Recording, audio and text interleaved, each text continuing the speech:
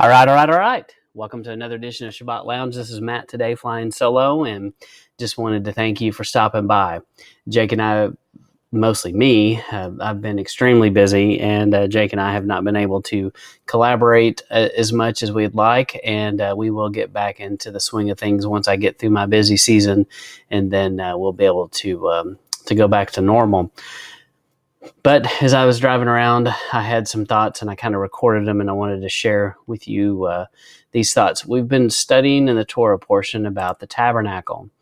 And so the tabernacle and what we had read about is being built from the inside out. This tabernacle is a reflection of our own physical heart. Just like us, the tabernacle is a movable structure covered with skin.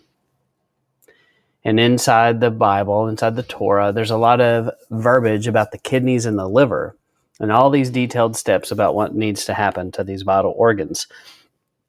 Details about how you're supposed to prepare the kidneys and liver for different sacrifices. Well, it turns out the kidneys and liver in the ancient world represented the seat of the mind, the heart, and the emotions of a human.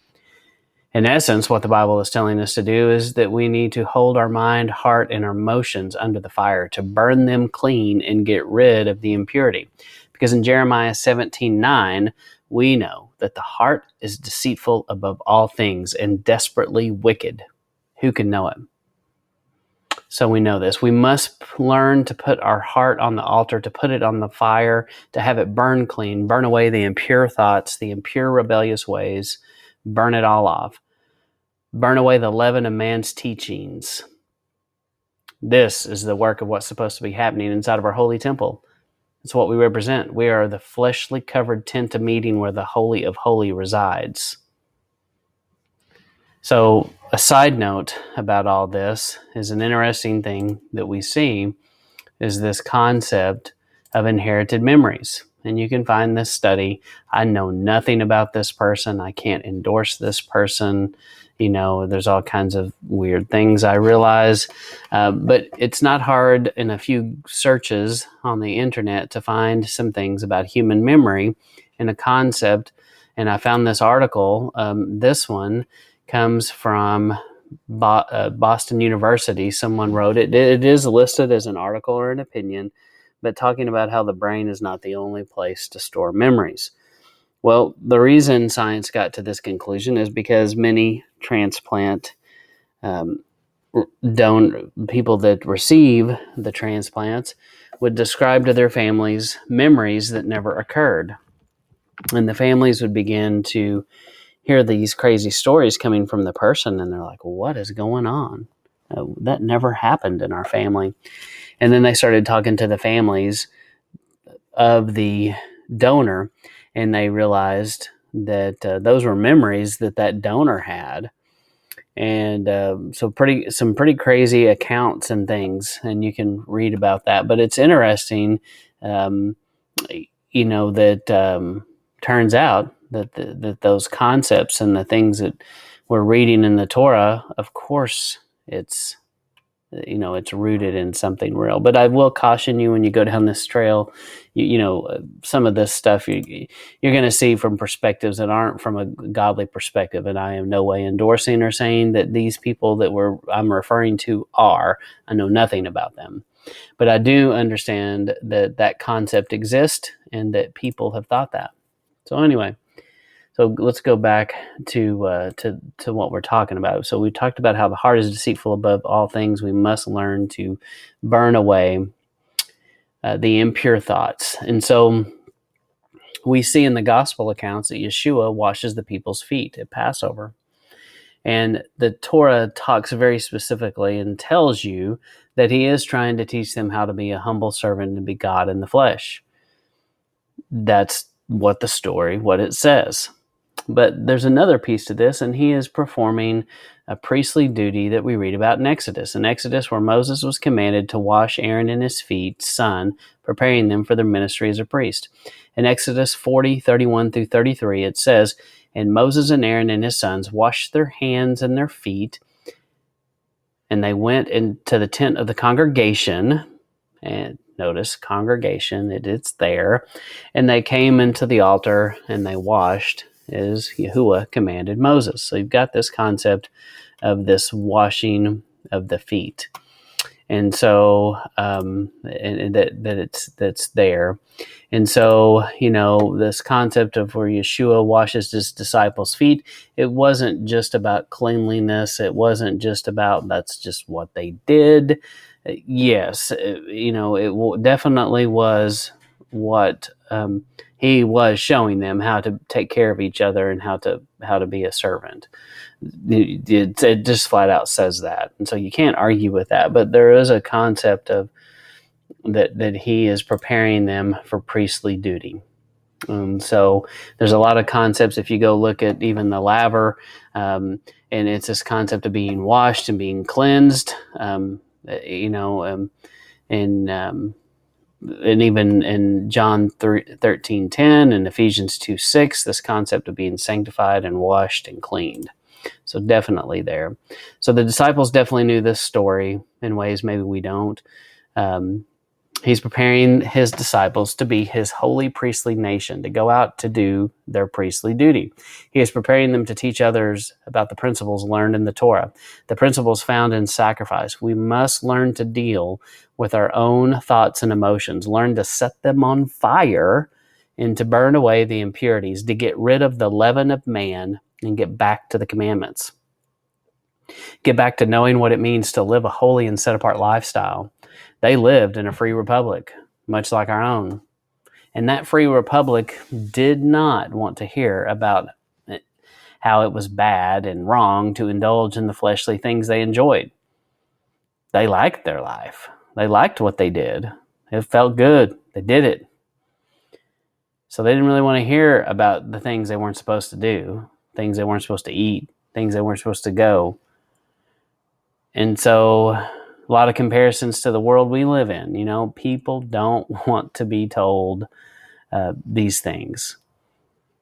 So definitely a connection between Moses washing the feet and Yeshua washing the feet. Just go look up all the different passages where feet are washed, and it starts all the way really with Abraham, and he washes the feet of the people that come to see him, to tell him some news. So go look that up.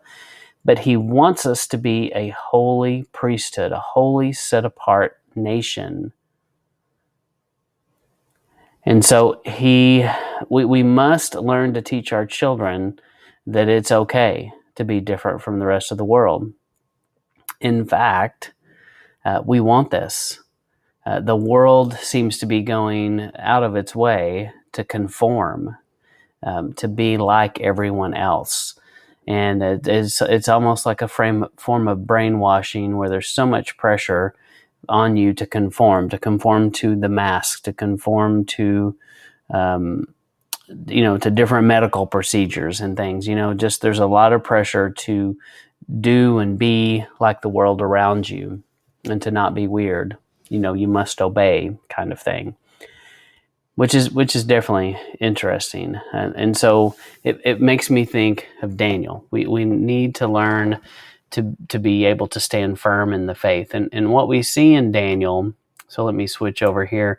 What we see in Daniel is this. We see in Daniel that, if you look up some of the concepts, Daniel lived in a time after 586 BC. In 586 BC, the temple gets destroyed and burned. People get taken into captivity. Daniel and the people around his boys, if you will, they were dragged along with him. And so, but there was a concept that existed way before this. And so at the dedication of the temple in 1 Kings 8:3, Solomon says, this is the NIV, he says, may the whole thing, let's see, I'll just, it says, when the people of Israel have defeated by an enemy because they've sinned against you, and when they turn back to you and give praise to your name, praying and making supplication to you in this temple. So basically, in other words, the first part of this. It's this concept of, he basically is forecasting that, this concept of they are going to pray when they are removed and this temple is no longer here, and you'll eventually turn back to them, which is kind of interesting. You kind of need to study that out a little bit more. But in 1 Kings 8:35, he says, when the heavens are shut up and there's no rain because your people have sinned against you, and when they pray towards this place, Jerusalem, the temple, and give praise to your name and turn away from their sin because you have not afflicted them. That's 1 Kings 8:35. And so that happens in a couple of verses later. It's talking about this concept of what we are seeing in Daniel, where they are on their knees praying towards Jerusalem. There's some other scriptures here. Psalm 55:17 says, evening, morning, and noon I cry out in distress. So there's this concept of when they prayed.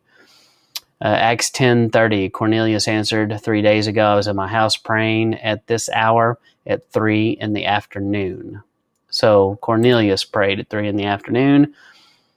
Acts 3:1, one day Peter and John were going up to the temple at the time of prayer at 3 in the afternoon.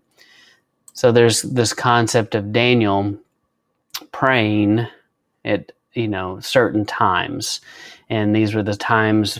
It is believed these are the times when the sacrifices happened in the temple. And since the temple was no longer having these sacrifices, it was holy and acceptable to pray, to not only pray, but to turn your face towards Jerusalem and pray. And so there was a prohibition, and Daniel was asked to kneel before the statue, and you probably know the story and all this, and he wasn't supposed to pray, but he continues to pray no matter what. And he did not care. And so he continued that tradition of praying. And so what does that have to do with anything? Well, this concept of praying and fasting. So Daniel also, definitely there's a period of fasting. And when you go through fasting, you're burning incense in the temple. You're burning the fat.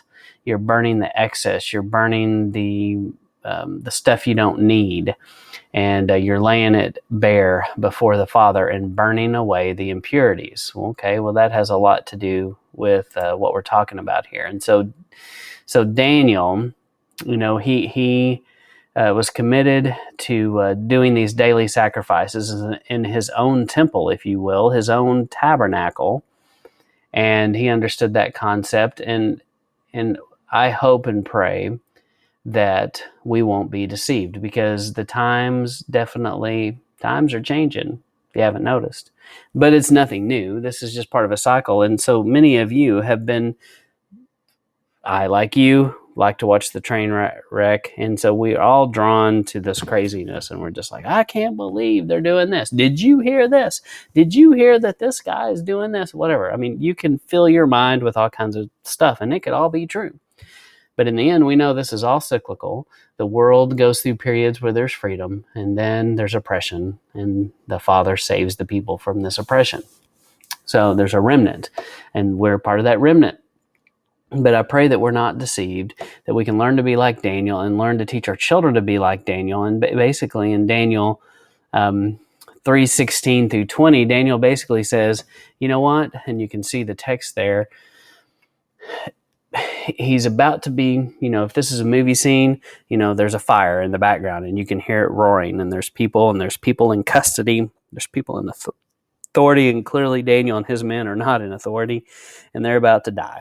And, it looks like all hope is lost.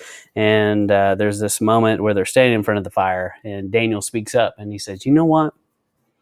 I believe that my God can save me no matter what. And I'm also fine if he chooses not to save me. That doesn't mean he's not God. And those are such powerful words that we need to embrace, and we need to understand that Daniel was a did a lot of things right. He was a righteous young man, and a model to look at. And he did not think that he was so special that he was guaranteed that no harm would happen to him. And his faith is unbelievable, really. Standing at that moment, and he's just so confident that, you know what, it's okay. It's okay if he doesn't save me. I've got to stand. I've got to make this stand. And so I long for a day when our children can, and ourselves, when we can be strong and independent enough and confident in our Father that we can be like Daniel, because we may face that, and if we don't face it, our children will. I long for the time when we have our true inheritance, a true inheritance that can't be destroyed. It can't be taken away. It cannot be taxed. This inheritance is waiting for us, and we need to help and to get as many people to that inheritance as possible. So I just wanted to kind of leave you with those thoughts. Go back and look at Exodus 30, look at Exodus 40, look at John 13 about the washing of the feet, and look at Daniel 3 and look at Daniel 6 and these other scriptures that we talked about. So when it comes to all these things, I just encourage you to look at how these passages apply to us being a tabernacle, to us being the temple, and how we need to burn off our own thoughts, hearts, and emotions, especially as we enter into this Passover season. Some of you have started Passover. Some of us are about to start Passover. And during the period of when we get rid of all the unleavened bread in our home and get rid of the leaven of man's teachings, use this time period to help burn away the impurities, to burn away the nonsense and the garbage that we fill our hearts with, and learn to quit listening to all the garbage and conspiracy theories. And yes, the world is out to get us and mankind is evil. We know that. We don't have to fill our minds with things that we already know. Instead, we should be consumed with understanding the principles found in Torah. And as I study Torah, I can't tell you how many doors it opens and how many things it helps me connect the dots, and how I can see so many of the things that we read and see and hear about in the New Testament and its roots and its origins, where and how it began. But once again, we don't claim to have all the answers here at Sabbath Lounge. We don't claim to be an expert or an authority or to be over anyone. None of those things. And we just want to try to help point people to the Father. And we appreciate you stopping by. We appreciate you listening. Your time is very valuable. It's just look at social media and the free things that they give us. That tells you that your time is worth billions of dollars. So time is extremely valuable. We do appreciate that you give this a like, a comment, subscribe, share. Please hit the like button, thumbs up, something. Do something, please. And we want to help get the word out, not because we think this is so amazing and so special, but we do feel like there's a remnant. The remnant is growing. Lots of people are seeking, and we just want to join you on that journey. And may the Father continue to bless you as you walk out and do His commandments. Thanks for listening to Sabbath Lounge.